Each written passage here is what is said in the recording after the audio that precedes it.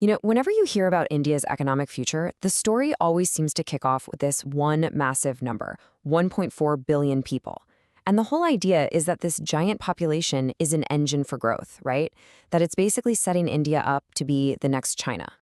But what if that core assumption, the very foundation of that story, is flawed? What if India's biggest strength on paper is actually hiding its most critical weakness? Let's actually break down what's going on here. Okay, this right here is the heart of the problem. On one hand, you have the perception, 1.4 billion people powering an economy. But the reality? Well, it's more like just 500 million workers trying to support 1.4 billion consumers. And once you see that gap, everything changes. So to really wrap our heads around that massive gap, we've got to look past that big population number and ask a much more important question. Who's actually working? Or who's even trying to work? So the key metric we need to talk about is something called the labor force participation rate, or LFPR for short. It's actually a pretty simple idea. It just measures what slice of the working age population is in the game. Either they have a job or they're actively looking for one. It tells us who's economically active. And when we look at India's LFPR, wow, the sheer scale of this challenge becomes crystal clear. It really all comes down to one single, kind of shocking number. India's labor force participation rate is just 45%. Let that sink in for a second. That means more than half of India's entire working age population is not even in the labor market. They're not working and they're not looking for a job. And this is exactly where that whole next China story just hits a brick wall. See, to follow China's path, you kind of need a similar workforce. But China's participation rate is way up at 66%. That 21-point difference? That's not just a statistic. That represents 200 million people who are completely missing from India's workforce. And this isn't just some academic number either. This gap has a colossal economic cost. We're talking about a potential GDP loss of $1 to $2 trillion. That's money that would be there if those people could just get into the workforce. To put that into perspective for you, that's more than the entire economy of South Korea or Canada. An entire Canada's worth of economic activity just left on the table. So the big question is, how did it get this bad? I mean, this problem didn't just pop up overnight. It was actually a long, slow decline that suddenly hit a breaking point and turned into a full-blown crisis.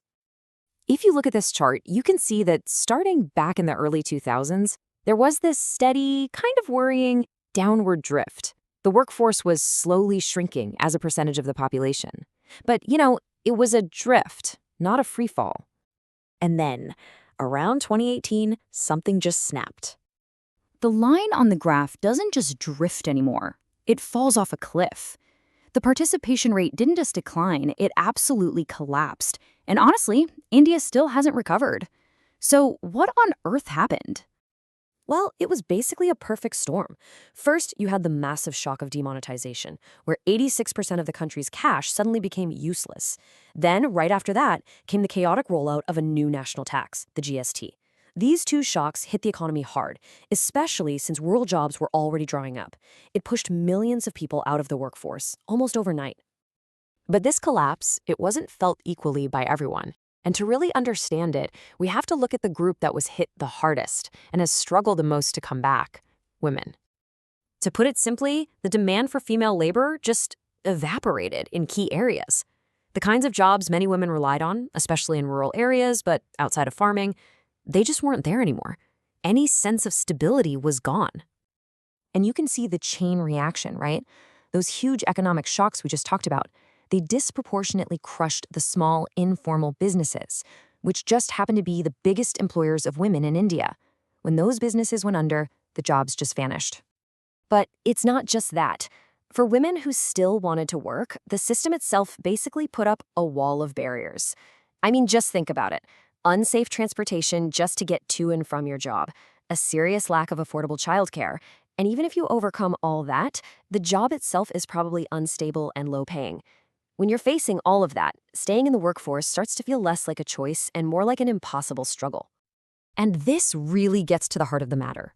While you hear analysts point to all sorts of other problems holding India back, they might be missing the single biggest one, the one that actually makes all the others worse.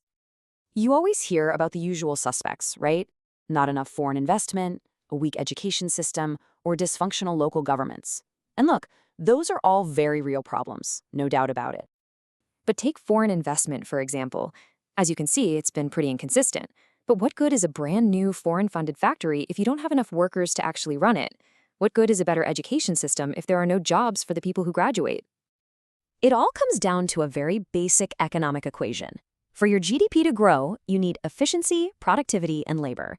Now, India can work on the first two, but if that L for labor is fundamentally broken, if almost half your potential workforce isn't even in the game, the entire structure is just unstable. And that really leads to this one unavoidable conclusion. You cannot replicate China's per capita GDP path if half your adult population remains outside the labor force. It's really that simple. You can't be the world's workshop if you don't have the workers.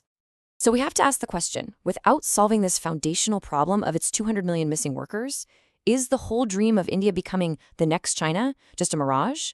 It's probably the most important question for India's future. And right now, the answer is far from certain.